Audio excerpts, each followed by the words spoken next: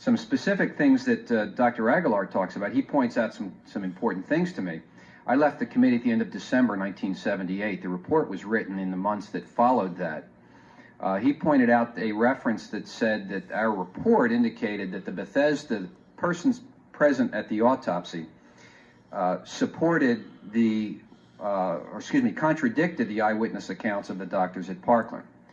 He also sent me copies of excerpts from some of the witness interviews that Mark Flanagan and I and others conducted of the people who we were able to locate were present at or around the autopsy. And a quick reading of that testimony indicates that our report stating that everyone disagreed with the accounts from Parkland was not a correct statement. I certainly don't think that I had anything to do with the writing of that statement. I do know that I recommended that all those reports be made part of the public record and had every expectation they would be made part of the public record, and was surprised to find out years later that the interview reports with the people at Bethesda were part of the sealed record, which I guess were sealed for 50 years. So when Dr. Aguilar says to me that, well, doesn't it look pretty bad that the records which contradict that conclusory statement about the differences between the Bethesda and Parkland doctors look pretty bad and look like the committee was doing the same thing that people criticized the Warren Commission of, and I say yes. I mean, it does look bad. It was ridiculous. I can't understand why in the world they didn't print those interview statements in the public record, and I'm glad they came out. In fact, before the legislation passed to release those documents, I wrote a lengthy letter to Congressman Stokes and spoke to him on the telephone, urging him to support that legislation to open up all those documents, and I was pleased that he did, and the documents are now available. I think that's all I want to say for now, because I'll have the chance to respond to some of the more particular points later on and give others a chance to make their opening presentations. Thank you.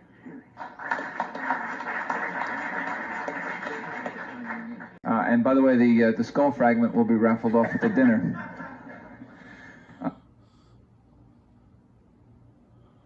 Thank all of our panelists, certainly, for the time and effort. This is not something you do in a couple of nights and say, I'm going to come down here to Washington and present this. This takes an immense amount of time. I would also like to thank, on behalf of all of us, the three gentlemen from the House Select Committee who perhaps came before a slightly hostile audience. I deeply respect them for their courage to come here and say, this is what we did, this is the process. Please, thank you.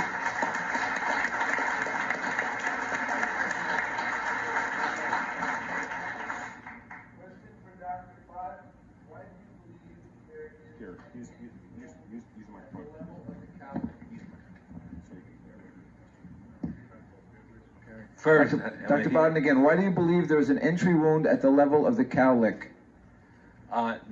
Number one, I just regret very much that Cyril's losing his voice, and he has to write. When we examined the photographs, some of which you've seen, I didn't show a photograph with the autopsy photograph of the back of the head with the arm holding it up.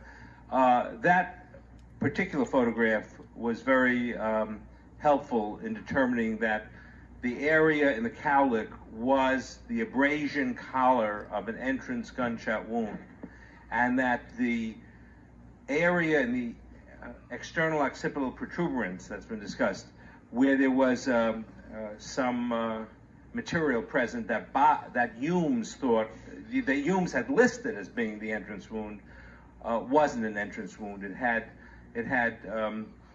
adherent brain. We compared this then to the x-rays, the lateral x-ray that was taken at the time of the autopsy, which we authenticated, incidentally. You had a session on authentication. Through the good offices of Andy Purdy, we went around to about 8 different physicians who had treated President Kennedy previously when he was a senator and a congressman, and we got something like 8 different files of skull x-rays. He was getting x-rays because of his Addison's disease and looking at the pituitary gland. And we were able to match up of I think the 13 x-rays taken, or 12 of them we were able to match with prior x-rays done years before, and we're able to identify that these were the true x-rays of President Kennedy. And when we looked at the lateral x-rays, there's the fracture of the skull right underneath the area of the photograph showing the entrance, what we interpreted entrance perforation, and those were two of the important reasons that we thought and concluded that that was the entrance. There was no fracture corresponding to the external occipital protuberance where Dr. Humes had listed as the entrance wound, and then that he recanted again after talking to Dr. Petty in his testimony under oath, which he again may have been changed. Okay, another question for you, Dr. Bodden. Boswell clearly states that some occipital bone is missing. Do you accept this? He's wrong. Boswell, there isn't any. Remember, people in Parkland talked about some of the cerebellum being found in the Parkland Hospital. It's unfortunate that physicians who may be super at doing brain surgery or other kinds of surgery don't have training in gunshot wounds, and what was called cerebellum was not cerebellum. The cerebellum was entirely intact. Can I make a quick comment on your comment? Also, one other thing. We did see the photographs of the brain. The brain, having been removed, was photographed and then lost. We have ideas with that. But the photographs... I think we'd like to hear your ideas on where it is. The photographs of it's in the casket with President Kennedy. It was put there, in my opinion, from certain information after when the final resting place, the final burial was made when he was transferred. But the brain photographs show the trajectory through the top part of the cerebrum, which matches up with the bullet wound being in the cowlick area and shows the cerebellum to be perfectly intact, which would have been injured if Humes was correct. Okay.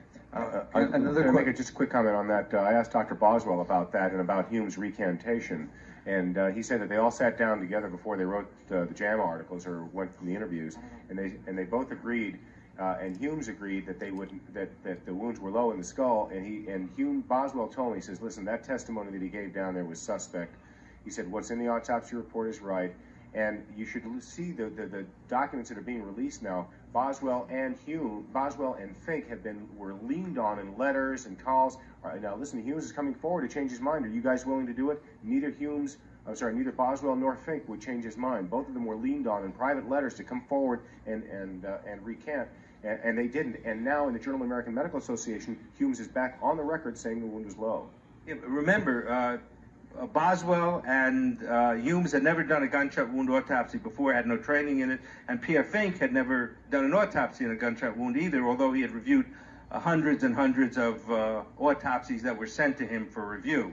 But he didn't do the actual autopsies. Yeah, it's hard for me to believe that they still don't know where the occipital bone is. I mean, I think that's something you would fail a first-year medical student for not knowing. I'd like to get to as many of these questions as possible, but I think it's interesting to rhetorically ask, why did they have 3 people in a room that had never done a gunshot autopsy when it's the President of the United States? If it was you, you'd want that.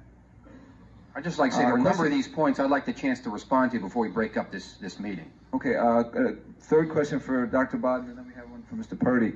Dr. Bodden, in your experience as medical examiner in many autopsies or legal cases, can you cite examples when a military jacketed bullet shattered and left as many as 30 to 40 slivers or fragments in a skull?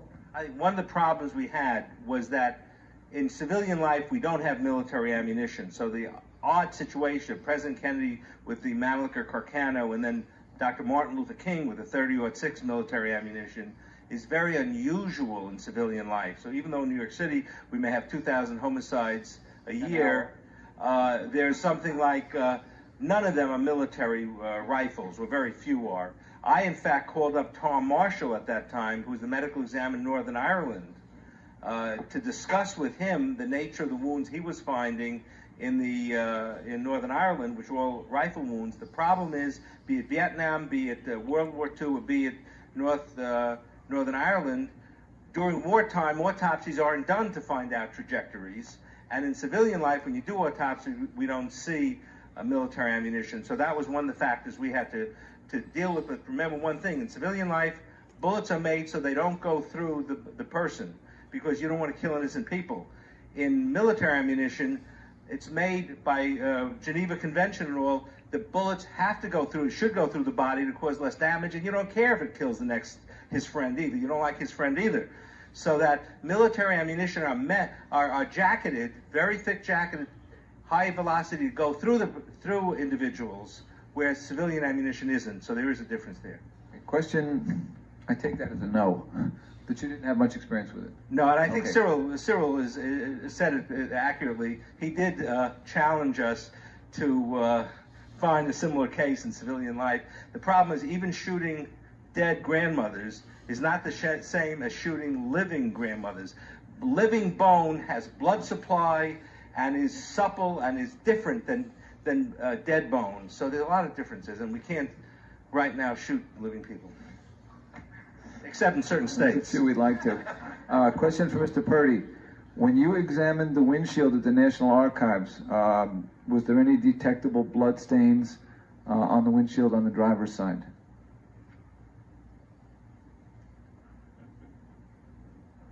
I didn't see any. Question again for, I think you answered this. Dr. Bodden, you were critical in your 1989 book of the JFK autopsy doctors, yet when JAMA came forward, 1992, you remained silent. The question is, didn't you feel you had some kind of duty to the people to speak, at least with respect to the expertise of the doctors doing it? Cyril responded. I am critical not only of the autopsies of President Kennedy, but also the fact that, as I said, most autopsies of murder victims in the United States are performed by physicians who are not qualified to do those autopsies. That's the state of life in the United States. I did contact the JAMA after that, but I did not write something suitable for their publication. Okay. Let me just add a fast PS for this audience. You should know this, and Gary Aguilar, who spent so much time in addressing this with JAMA, just to show you the duplicity of Lundberg and what his true objectives were. His objectives were not to corroborate the Warren Commission report. His objectives were to rehabilitate the reputations of his two old military buddies, Humes and Boswell. When we had the meeting in Chicago 3 years ago, and Lundberg was given the opportunity and the right to select 3 or 4 scientific witnesses of his own to go up against us, he did not contact Michael or any of the other forensic pathologists from the panel. And when he wrote his articles and sent Dennis Brio around to interview people, they did not contact Michael.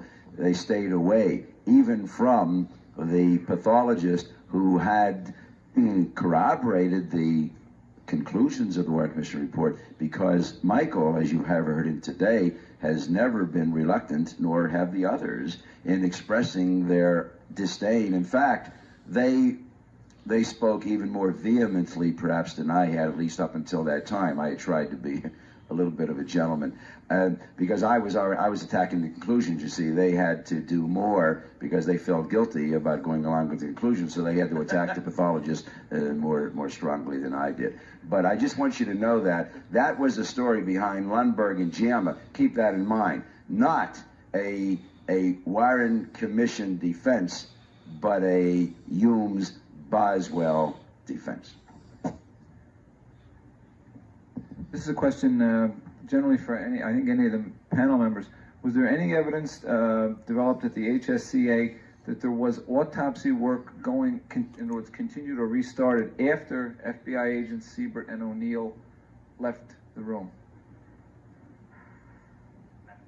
Not that we're aware of. Okay. No, and I don't think, having seen what has been released, there's no evidence of that occurring. I want to, yes, sir, Dr. Baden, I have obtained both the transcript and the tape recording of Dr. Ebersol's interview with the medical panel, and so I don't know if you felt me jump when you said that they didn't know about the throat wound at the time of autopsy, because Dr. Ebersol told you It's on tape. What did he tell us? He told you that they knew that there was a wound to the throat, that they had discussed it with Dallas in the course of the autopsy. Yeah, you should understand here. We have Kellerman, Greer, and Dr. Berkeley, who'd been in Parkland, who'd been informed and given a summary about the evidence, who then traveled with the body to Bethesda. Everyone, during that period of time of the body being traveling to Bethesda, is pinned to their radio where they're talking about the president's wounds, including presumably the autopsy pathologist, but certainly most of the other people in the autopsy room. And yet we are somehow supposed to believe that Humes, Boswell, and Fink didn't know about that wound? Sir, this is an area that I've covered a whole lot in my personal research. It starts, according to Paul Peters, and this is a piece of sealed testimony that Ben Bradley Jr. buried at the Kennedy Library. Paul Peters said that the telephone calls from Bethesda began immediately, and that is a quote, that's his words, immediately after the president's body left Dallas. Immediately. The Air Force One audio tapes show attempts to reach, and there's all kinds of discussion about Bethesda on the radio, Military District of Washington, that they already know. By the time the plane takes off, they already know. I mean, and then you've got Ebersol, Stringer, help me think of the others. Reeby, Custer, Jenkins. No. People who referred to the calls. Who referred to telephone calls before or during the autopsy. Gerald Custer. If I may just try. My best recollection, having not gone over everything, is in speaking to Dr. Humes and in reviewing all the records of the autopsy. When Dr. Humes did that autopsy, he did not know that there was a bullet wound in the neck. Oh, Do you think he could have lied? Do you think he could have lied about that? Let me finish. As many of you will recall, when they turned the body over and they found a bullet wound in the back. And they couldn't understand where that bullet went. Remember, somebody stuck a finger in and pulled it out, so the bullet must have turned around and come out? Remember that? I'm not making this up. I mean, you can't make this stuff up. The reason he did that is because they couldn't understand what happened to the bullet in the back, because they didn't realize that the bullet in the neck was an exit wound. And whether everybody else in that autopsy room knew about it or not, it was Dr. Humes who was doing the autopsy. Dr. Fink was up there, but he didn't contribute to the autopsy at all. He was just observing, and Fink thought that if he did anything wrong, this is what Humes said, is if I did anything wrong, then Fink would have said something. Since he didn't say anything, I thought I was doing the right job. It wasn't until 24 or 36 hours later that Humes spoke with Perry on the telephone and found out that there was a bullet wound in the neck, and that's how he reconstructed the trajectory going from the back to the neck, and that's after which that's why he got the measurements wrong, because then he made up some of the he approximated the measurements, and then he burnt his own papers, the own papers he had destroyed. But it was my impression then and is now, whatever telephone calls were made, that Humes, the nature and the way he did the autopsy, and his description of how he then changed the measurements a day or two later after speaking to Perry, that he didn't know that there was an exit wound in the front of the neck, and it's not so marked. It's not so marked on the diagram. When he draws the autopsy diagram, it just points to a tracheostomy in the front of the neck. There's no indication that there's a bullet hole in that area of tracheostomy. So that's my best interpretation of the findings. Yeah. There is the other thing. The other thing is that Robert Livingston, who the former, previously on the faculty of 5 different medical schools in the United States, and the founder of the neuroscience department at UC San Diego, who was then the scientific director of the National Institute of Neurological Disease and Blindness, called Humes, spoke to him on the phone on the day of the assassination, and discussed the nature of the throat wound with him. He has testified to that under oath in the Crenshaw lawsuit. And I think it's just improbable that Berkeley, who was the president's physician, who knew about all the wounds and the tracheotomy and everything like that, would not have communicated that to Humes. My own personal opinion is that Humes has lied about his ignorance of that, which has exculpated him, well, at least exonerated him from not having done the dissection he should have done to trace the track. HSCA agency file number 002071, page 2, Boswell to, I'm sorry, Andy. I'm sorry, Andy Purdy. I was able to see the perimeter of the bullet wound within the incision of the tracheotomy. This is Boswell describing his ability to make out the wound. But he's describing it sometime later. I'm talking about the autopsy report and the way it proceeded. And one of the things that was of concern to us when we discussed the autopsy itself is if, in fact, Humes knew that the bullet in the back had exited through a hole in the neck, that there was a hole in the neck, he might not have done an autopsy. The reason they did the autopsy was to try to figure out what happened to the bullet that they couldn't find on X-ray, and because they didn't have an exit wound for the bullet in the back. Well, I mean, I'm confused on this. I'm well aware of what you and Kathy have been saying, and I got to tell you, I'm betwixt and between. Let me ask you guys something. Isn't there a quote attributed to Pierre Fink, who says, and I knew Pierre, I could close my eyes and saying with his pursed lips and his sweat, saying there is no exit wound for this hole? Didn't Pierre Fink say that? He's referring. So how do you? That's on the back. That's the back wound. They're probing the back wound. Yeah. First of all, you have to understand. That's what I'm talking about. You have to understand, Michael. You're wrong about the question of they're doing the autopsy. They were looking for bullet evidence, but they didn't even know about the back wound theoretically until the latter stages of the autopsy, according to their own notes. No. That's not quite right. What happened is Fink found it. Fink did not arrive until 8:30. He was called. Fink didn't do anything in that autopsy. Fink found it. No, Fink did find it. He came at 8:30 after being called at 8. After being called before any incisions were made, they proceeded into the autopsy. They removed the brain, the heart, and the lungs. And at 8:30, Fink arrived, and this was the stage of the autopsy. He stopped everything at that point. This is according to his own notes. This is the Blumberg Memoranda, February of 1965. He stopped everything. It was at that point that he ordered additional x-rays, and then according to agents Siebert and O'Neill, he turned the body over, and Siebert pointed the wound to the back out to him. I just don't want silence to mean that I agree with you. That isn't at all what I recall. And you may be right, but that's not my opinion. Listen, obviously, a number of people on this panel don't think being polite and being courteous and waiting your turn is appropriate. I've indicated I would like to respond to a couple of these points, and I guess I better do the same thing that they're doing. Now, when you look at the photograph that Dr. Aguilar showed of McClellan showing a wound back here, and you looked at the drawing of Paul O'Connor showing a gaping wound back here, think back to this morning's session where they showed the autopsy photograph of the back of the head. And your speaker at that point said there was a large hole of exit. A large piece of bone was blown out, presumably leaving the scalp intact. Now, I asked Mike Bodden about that, and maybe he wants to comment about whether that's possible. Apparently, they were saying that higher wound that Mike says was a wound of entrance was actually a wound of exit.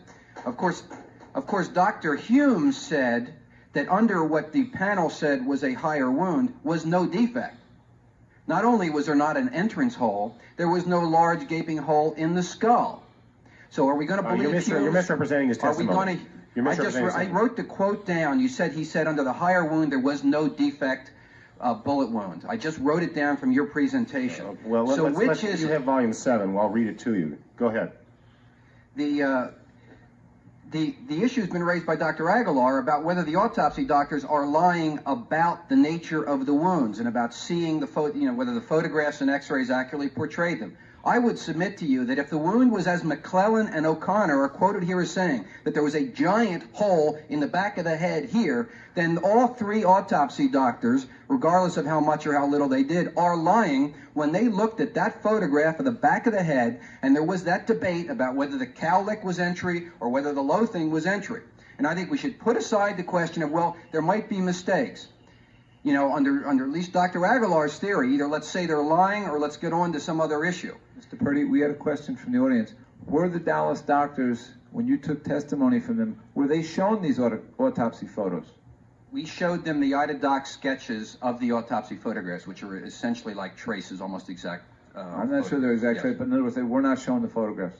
That's correct. All right. One of the implications you're making is that because they didn't dispute the photographs, that they're shown and presented as authentic photographs, that they basically are endorsing their authenticity. One of the things that they already did, and we know they did that, They signed a document saying that they know the photographic inventory is complete when they then gave testimony that it was incomplete.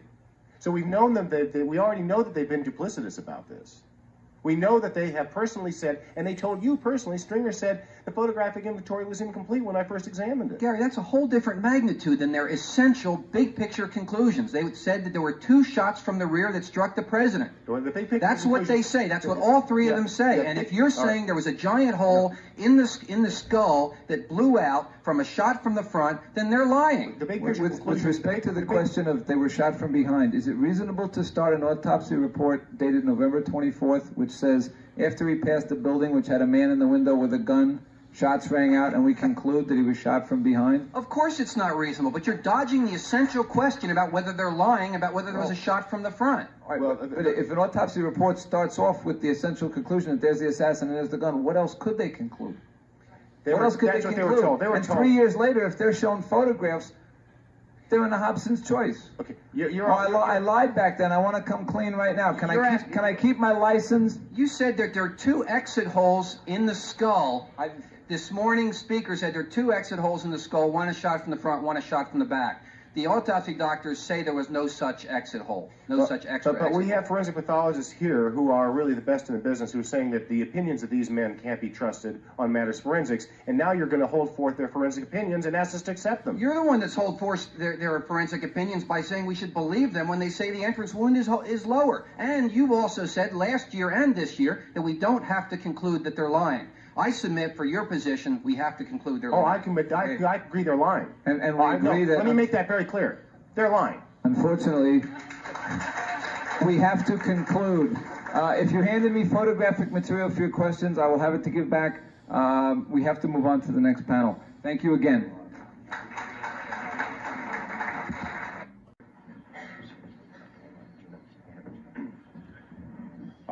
In the interest of time, we'll forego the introductions. I think I've spoken up here enough that you know that I'm Gary Aguilar. I'd like to start with the slide before my first slide. In fact, and I'll see if I can get these things to work. Let's focus that. My comments here today are meant in the spirit of good fellowship and in camaraderie here. I am going to be speaking on a panel with other physicians and with an attorney and, of course, with Kathy Cunningham on the medical evidence here. And I think that the medical evidence is something which is important and quite interesting to me. I do not assume as an operating principle myself that I'm dealing with people in bad faith. I assume, in fact, that I'm dealing with people in good faith. And yet, because Mr. Purdy did allude to some troubling things that I found in the evidence, I thought that I will expand upon that. And there are a couple of other matters which I thought bear directly on the question of conspiracy in his death and on the medical findings, which I think are interesting and relevant to me. We'll try going forward with that. And that, how does...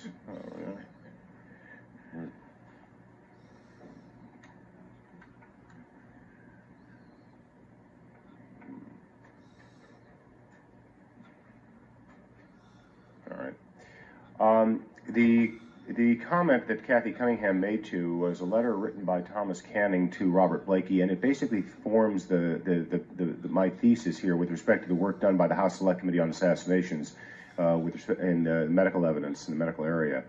And that is that I think that if I were to look at the work that they did, my guess would be that the work suffered by virtue of the fact that the work was sequestered and that there was not an integration of information, that there was isolation of various parts working on the medical evidence, and I hope and expect to be able to demonstrate that here today, not only with slides, but in the questioning that will come afterward. But I want to draw your attention to Thomas Canning's remark here. He said, I wish to convey, and this is a letter to Robert Blakey, who organized this, and who I think it is through his organization and through the way he organized the HSCA that these problems largely arose. I think that had Mr. Tannenbaum here continued to be involved and Blakey not had been involved, I think that things would have been rather different, and the findings perhaps would have been rather different. In any case, he wrote, I wish to convey my judgment of how the parts of the overall investigation which I could observe were conducted.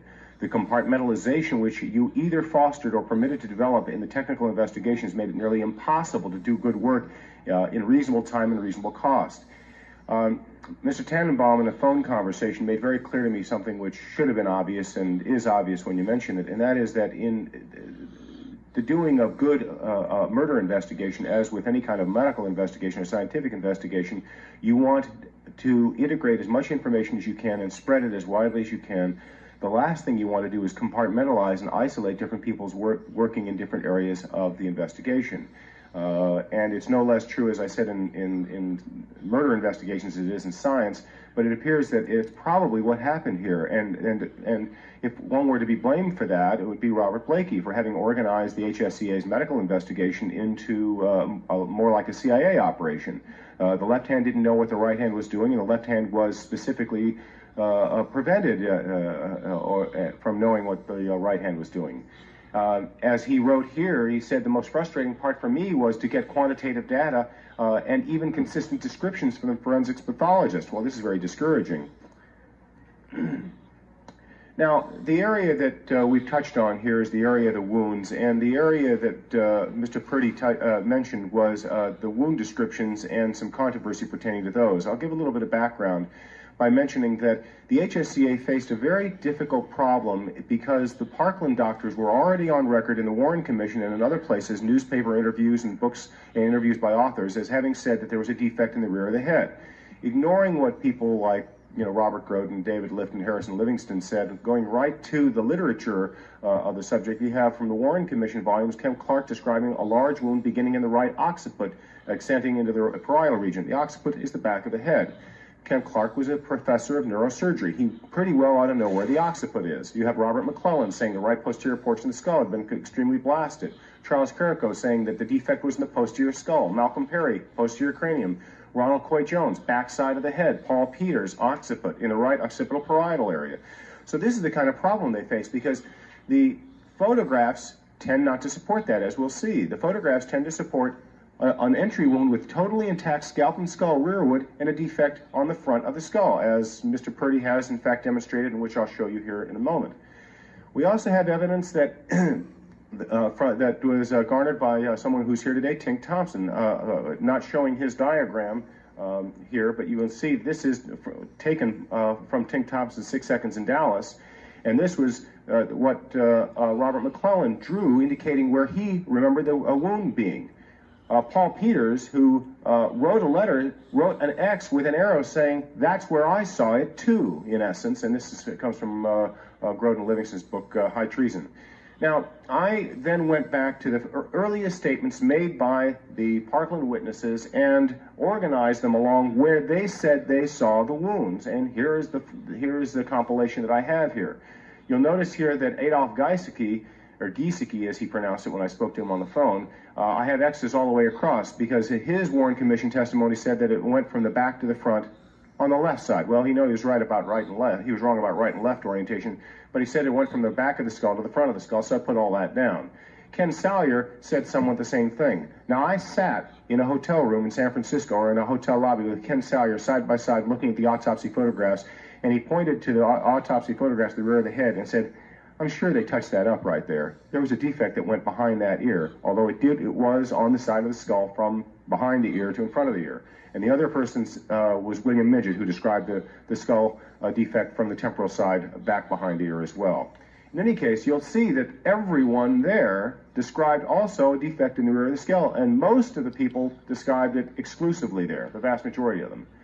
Now, this is the comment that was published as part of the HSCA's volumes, and it said, and Andy Purdy, is denying to me that he wrote it. I have no reason to insist that he did. I don't know who wrote it, but I think that there was clear sequestration here. The people who wrote this were not familiar with the evidence, and the medical evidence is complex evidence. I think it was inappropriate for Blakey to have chosen an attorney fresh out of law school with no real experience in medicine, with all due respect to Andy Blakey, who I think is a fine fellow, but I no specific experience in this to interpret this kind of evidence. I mean, this is something that should require some expertise, and it wasn't done that.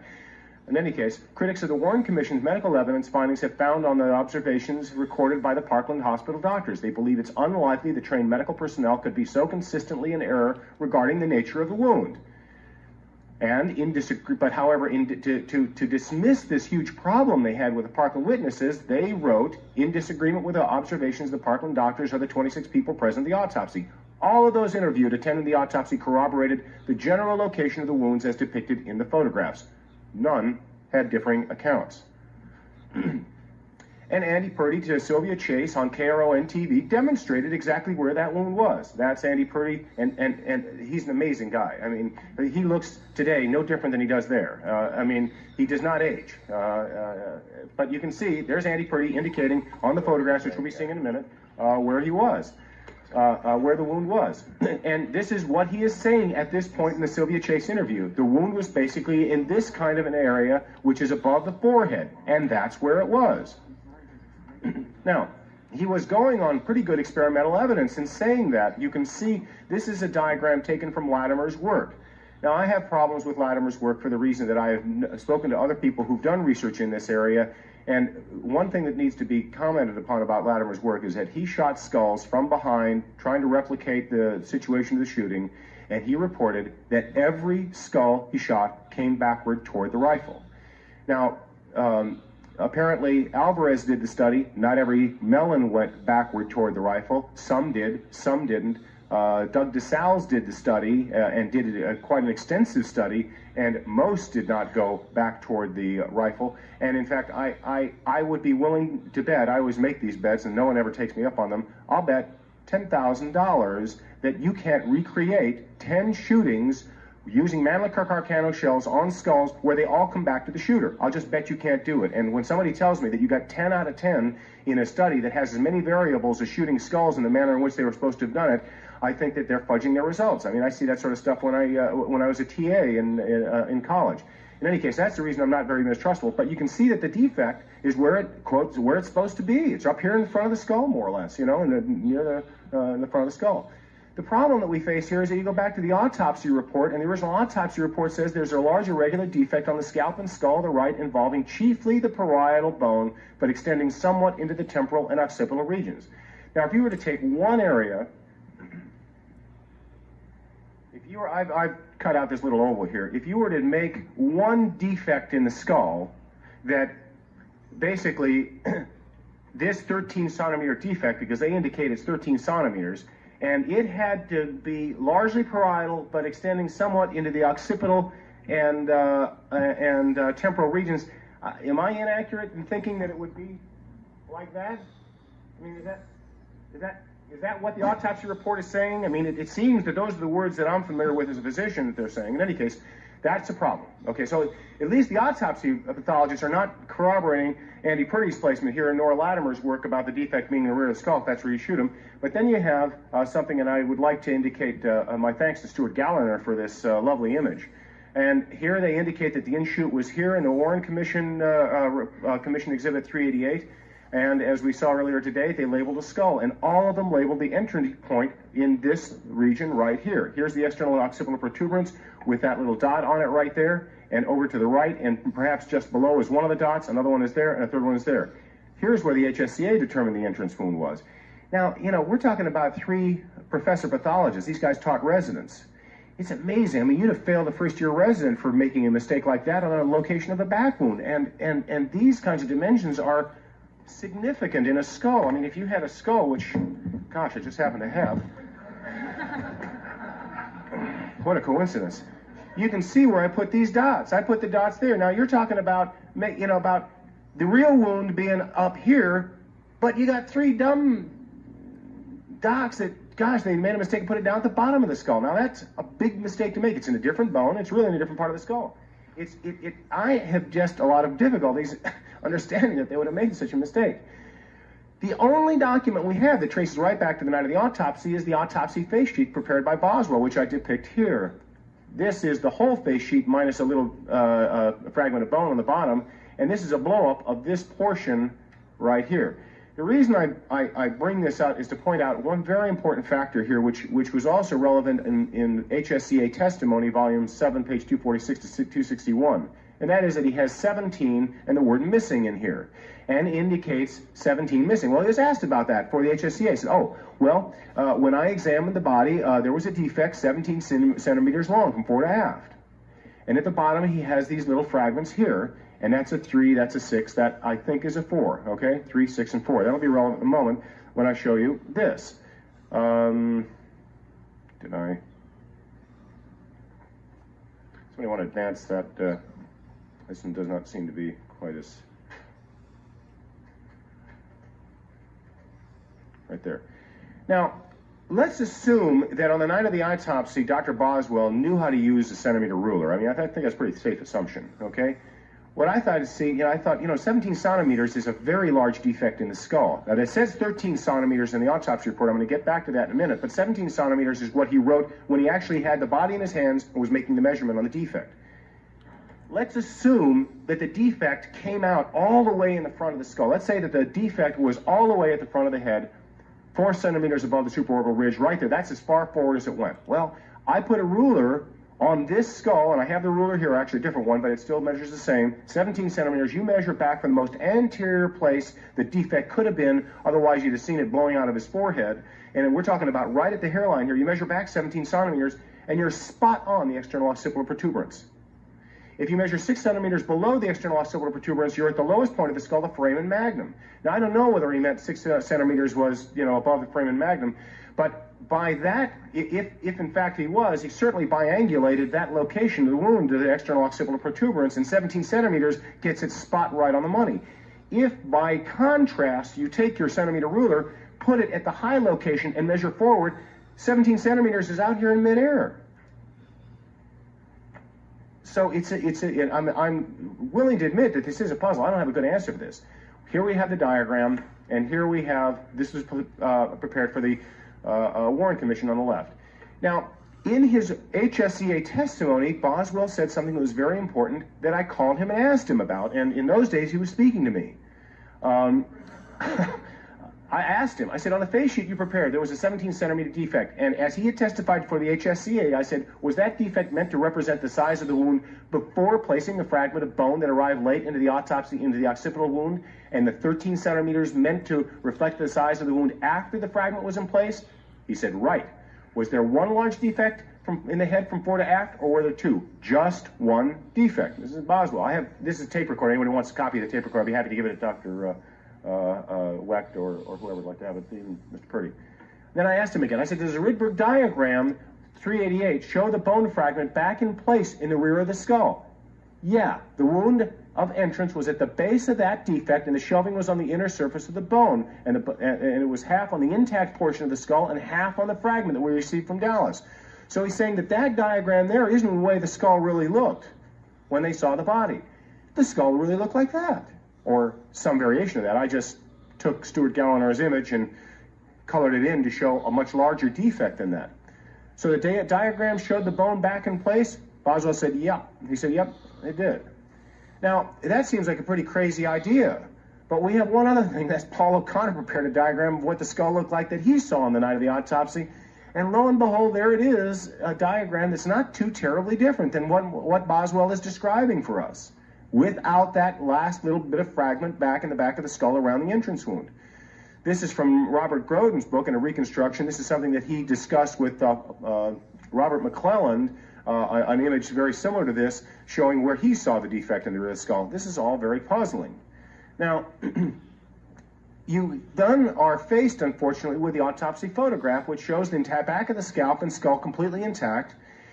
And then the interesting thing to me is reading something that was only relatively recently released by Pierre Fink. And he said, it is my professional opinion to determine the anatomic location of wounds, the viewing of the physical evidence itself, the injuries seen on the dead body of President Kennedy was a better source than illustrations of the evidence. Drawings, X-ray films, and photographs are subject to distortion. I'm going to go on about the question of distortion in a minute. It's freezing up there again on the left.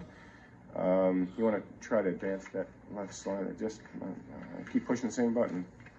Yeah, maybe the battery's low or something. So here we have Andy Purdy pointing out the defect here on where the defect was. Ronald Jones puts his hand in the same place. But Ronald Jones, in the same Caroline interview, is saying, certainly I can tell you the wound is not here. That's what he was saying. In that very, I mean, I've got the tape here. Anybody wants to see it, they're welcome to look at it. Now, Jones was not somebody who changed his mind like the people who the American Medical Association trotted out, who all of a sudden had a different view 30 years after the case than they had when they testified at the Warren Commission.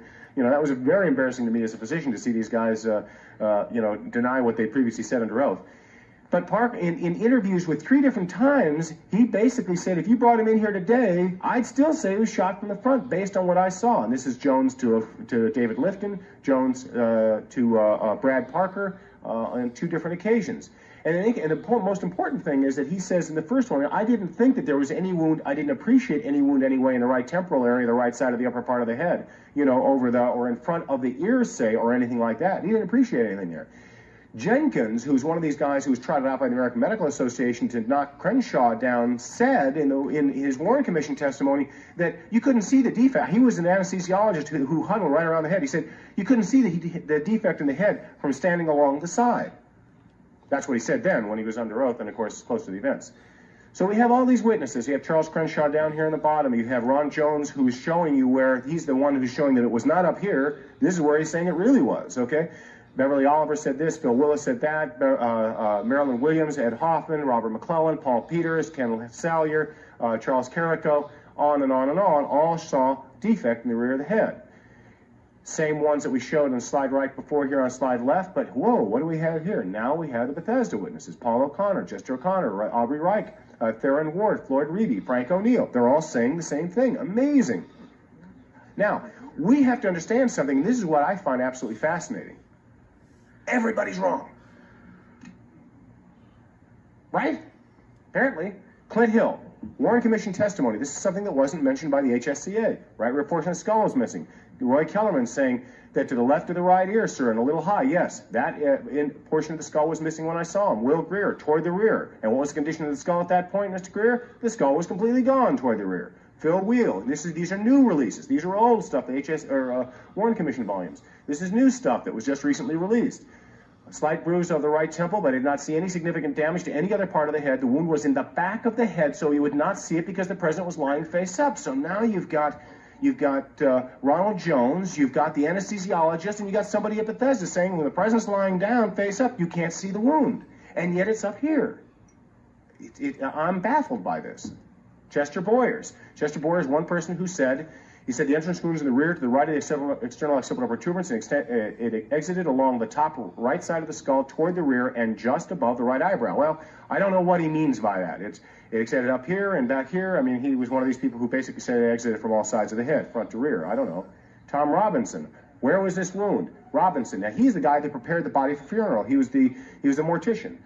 Robinson, directly behind the back of his head, approximately between the ears or higher up. No, I would say pretty much between them. Now, is this the same as this? I mean, one has to wonder. John Ebersol, very important witness, I think, when he said originally to Art Smith, who's here today, in fact, I think Art Smith had to go home, but he has a copy of a tape recording that he made with him. He asked him, before he went to speak to the HSCA, and this is in David Lifton's book, I thought Art Smith was somebody I had never run into, but he was here last night and told me he's going to send me a copy of the tape. He interviewed Ebersol. He asked him, where was the defect in the head?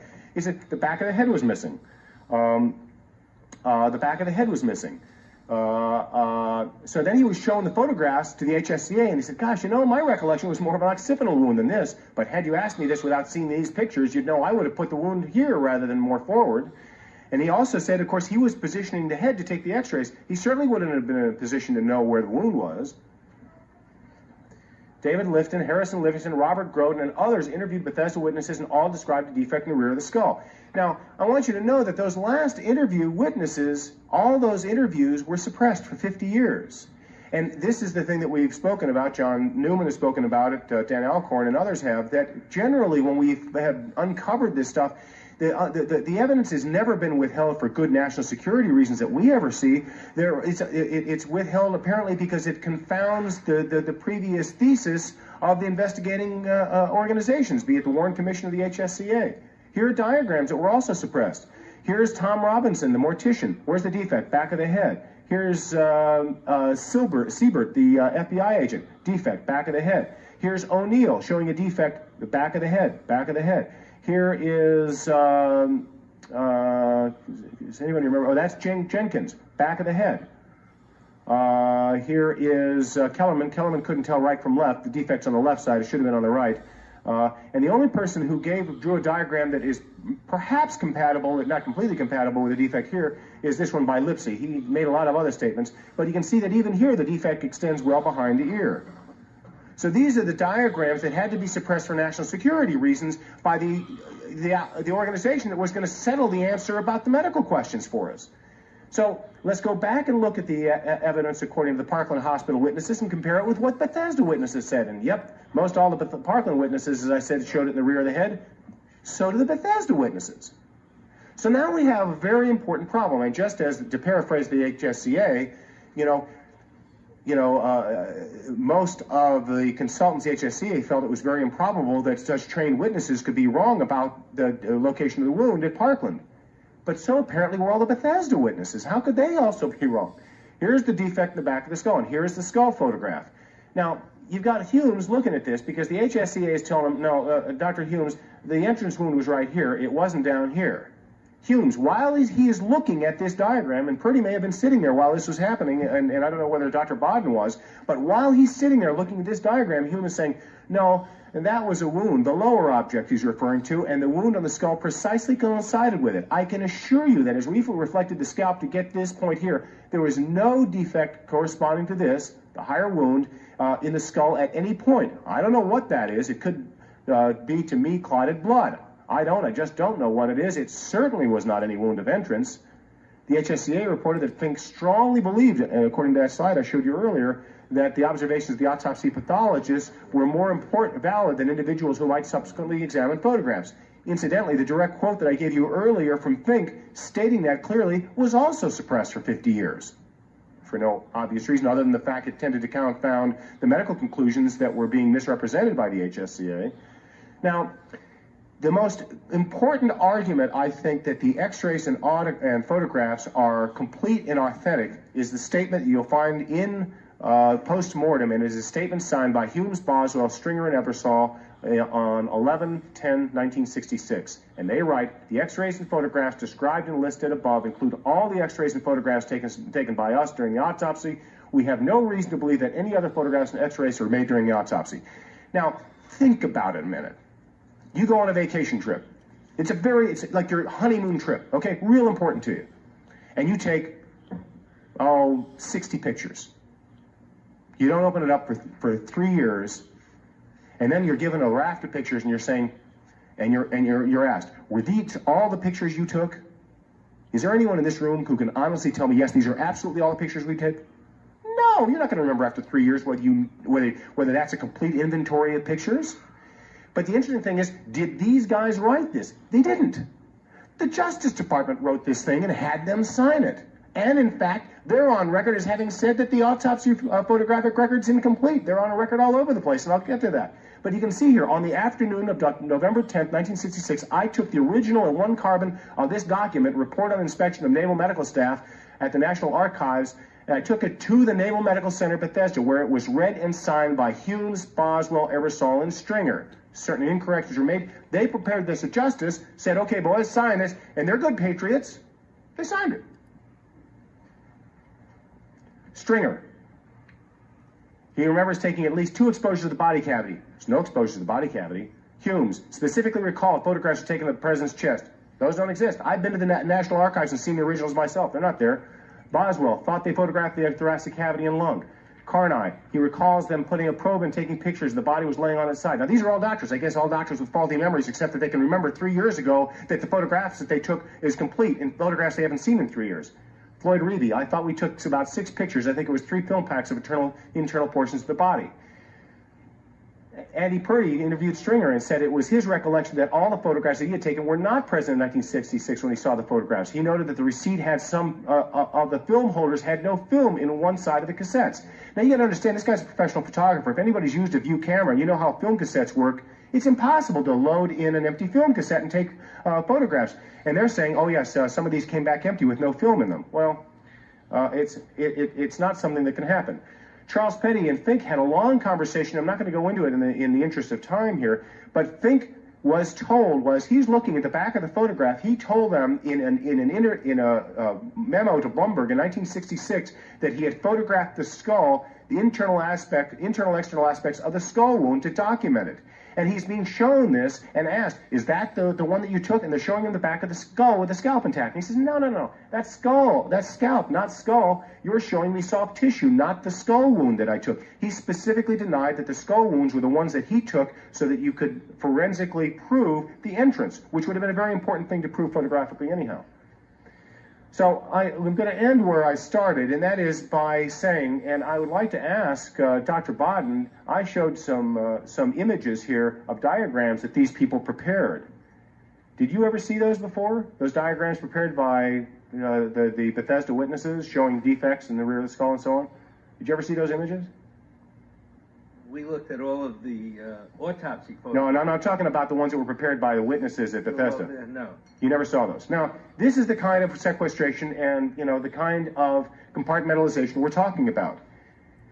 Those are important forensic pieces of evidence. The Bethesda witnesses are describing what they saw. Who should have seen them? Weck never saw them. He told me that last night. Bodden's sitting here today. He's telling you he never saw them. Why not?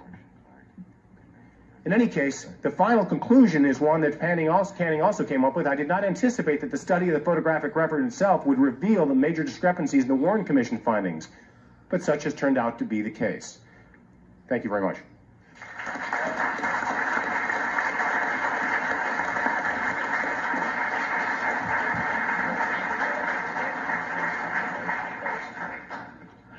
Does anyone have an oxygen tank for Gary?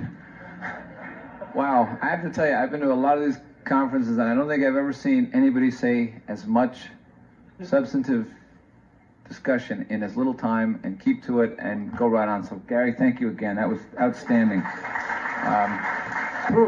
Proving why he didn't need an introduction. I was going to read the thing from the blurb and saying, besides that, he's a nice guy, and I love his car because I got to talk to it a lot this summer.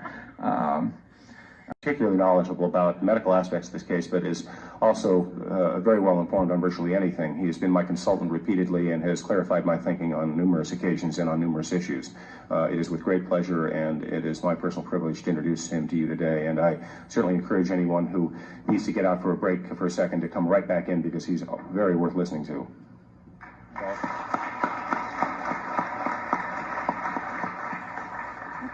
Bob, I think there's one tray of, okay. I think there's one tray of slides on the gray tray.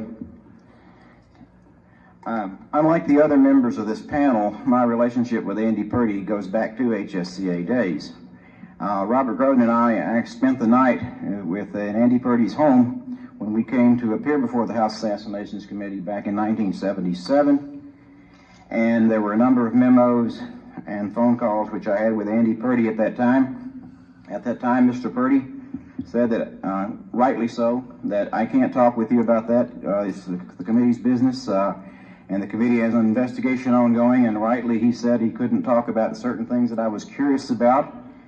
And Mr. Purdy, of course, at the time he did his work for this committee, at the time he was telling me this, did not know if or when the HSCA documents would be released.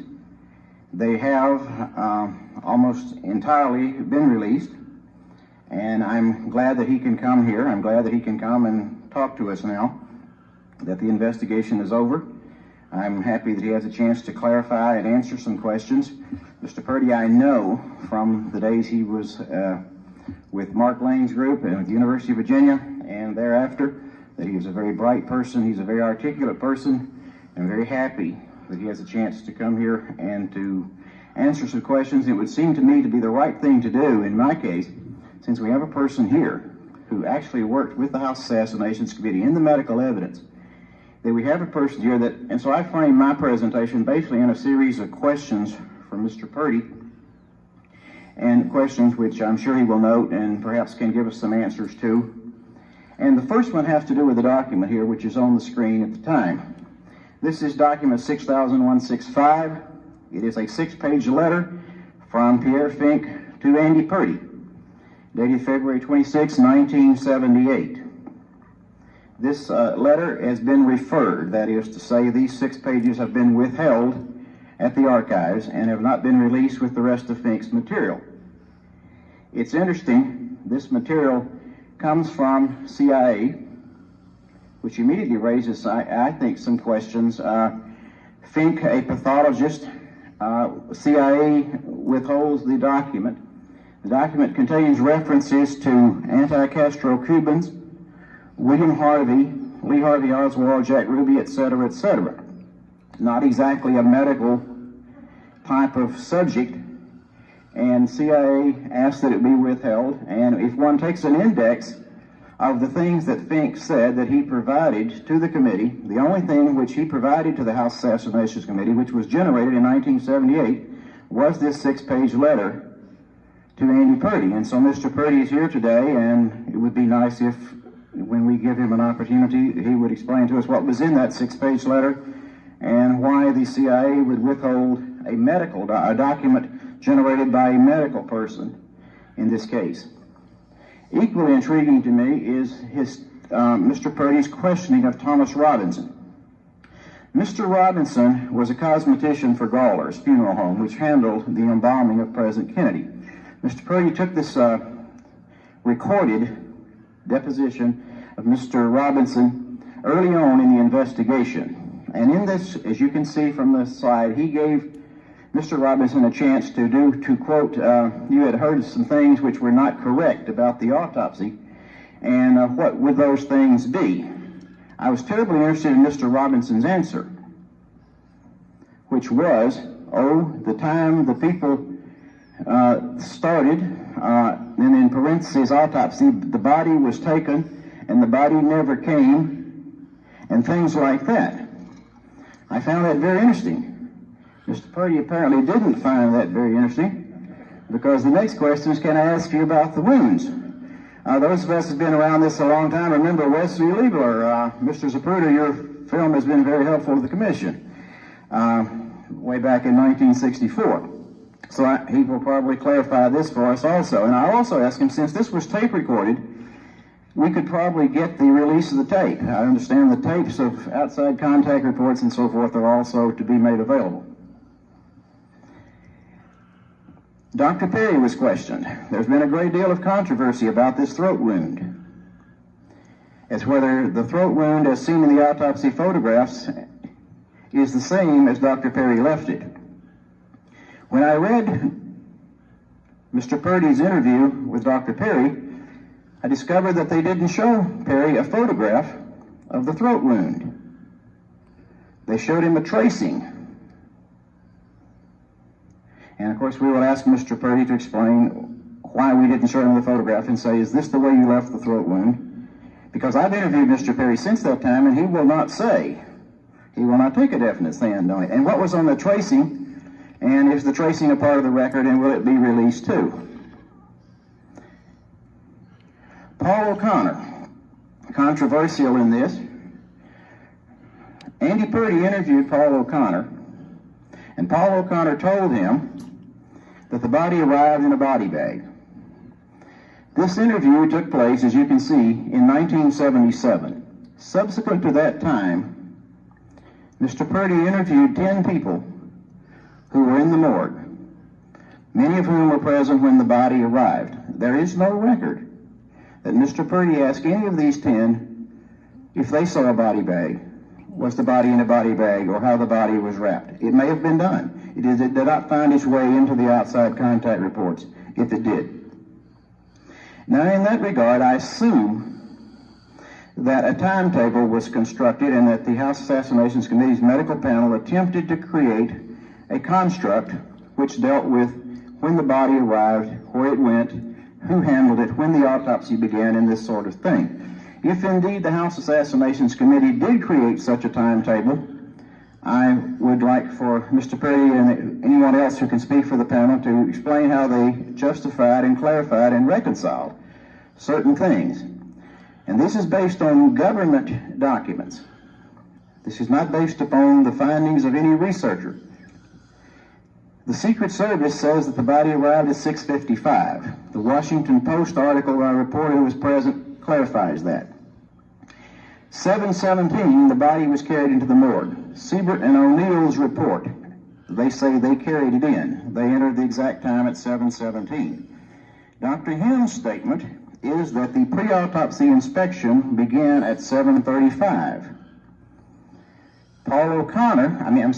Samuel Byrd and the Military District of Washington casket team and others entered into the official record that they carried the casket in at 8 o'clock. Now, I'm not here to advocate or debunk body alteration. My question would really be, was there any effort made to reconcile the fact that Humes began the examination of the body before the body came in the morgue? Or is there any way to explain how the FBI brought the body in at 7:17 and somebody else brought it in at 8, according to their own records? And O'Connor's record is so specific that it contains entries like 7:56, etc., to the minute. 7:17 is pretty precise. There is terribly persuasive evidence that the examination of the body had to have begun by 7:35. That some of that persuasive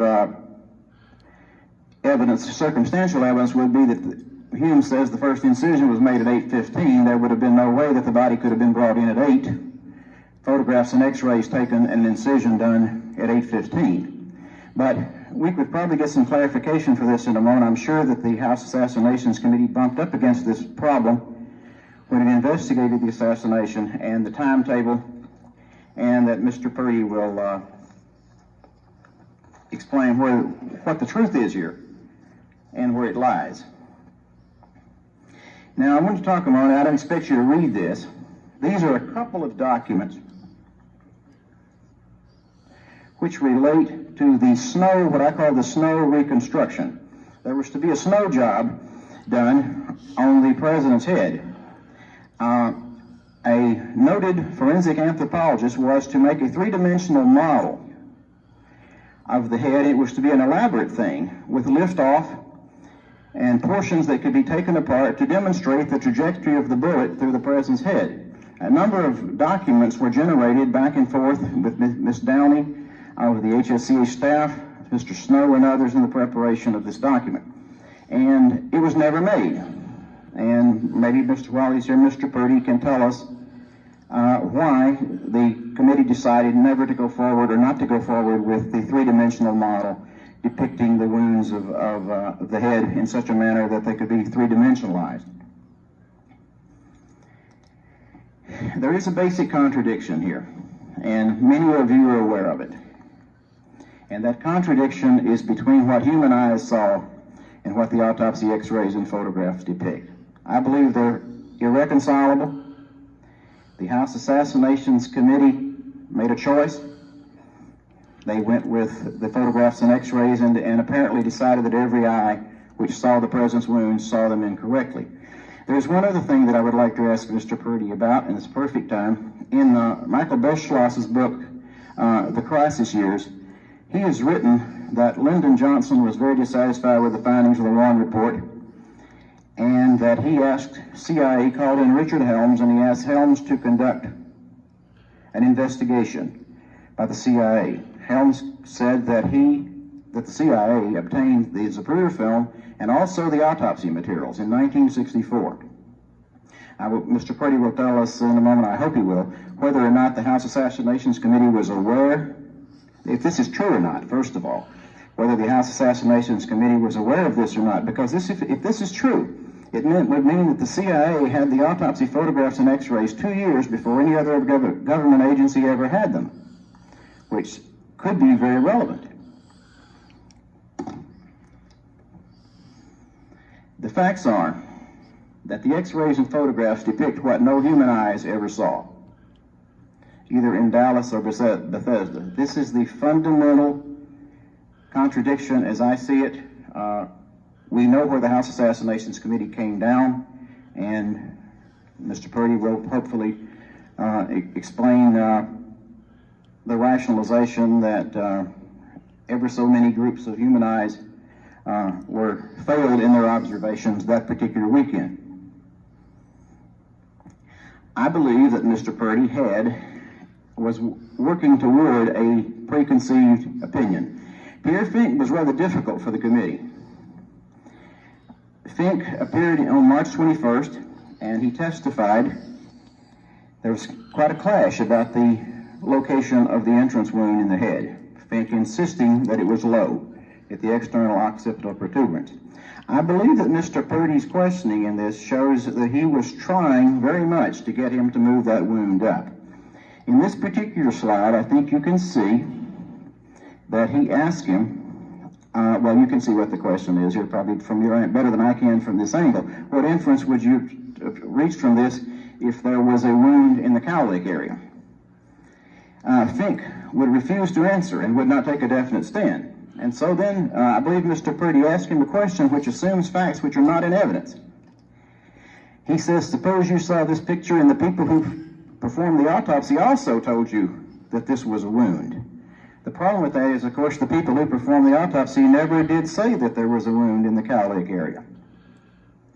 And then, a kind of a last straw, Fink still wouldn't answer. Then he said, is there any way you'd be in a position to say that it wasn't a wound of entrance? Which reminded me a little bit of a very, very long question framed a long time, what may be the world's longest hypothetical, formed by Mr. Spector, who's Mr. Purdy, by the time when he went to work for the committee, had a rather low opinion of. Now, that second interview with Fink asked to appear the next day. I assume he did. Mr. Purdy will tell us. He testified on Saturday. On Sunday, there appeared another session with Pierre Fink. I thought that very unusual. He appeared before the committee again, and in that interview, which is 15 pages, that second interview with Pierre Fink ends abruptly, in the middle of a page. And it is noted on the outside that the interview ends abruptly. And it was taped, and I'm wondering, and we'll probably get it clarified here in a moment, if the tape ends abruptly, if the tape can be found, and just what is in the tape. Mr. Purdy has come here to say that there may be a conspiracy, but not in the medical evidence. And I'm suspicious. Look, maybe he wants us to help us look at the assassination again, but not in the medical area. Don't throw me in the bribe patch. It perhaps reminds me of a little girl who says, "Daddy, I've hidden my dog. Go look for it. Look anywhere, but don't look behind the closet. Don't look in the closet." Medical, not all conspiracies are equal, and the medical evidence is crucial. If Kennedy was shot from the front, I think the medical evidence had to have been manipulated in order to cover that. Mr. Purdy is here to offer us again what I call Blakey's benign conspiracy. Mr. Purdy offers us Oswald and perhaps some discontented fair play for Cuba Committee members shooting and missing from the grassy knoll. Mr. Purdy says trust the medical evidence, because Mr. Purdy knows the Fair Play for Cuba Committee couldn't get autopsy findings changed. Castro couldn't get autopsy findings changed. Even the Mafia couldn't get autopsy findings changed. Mr. Purdy knows that if the medical evidence was manipulated, elements of the United States government had to have been involved. And that, in my opinion, is why Mr. Purdy is here. And Mr. Purdy is a lawyer, and a very good one, I hear. And I want to call your attention finally to what he said in his opening. And I think I got this right. You will never be able to convince the established media that the medical evidence isn't valid. He did not say he believed it was.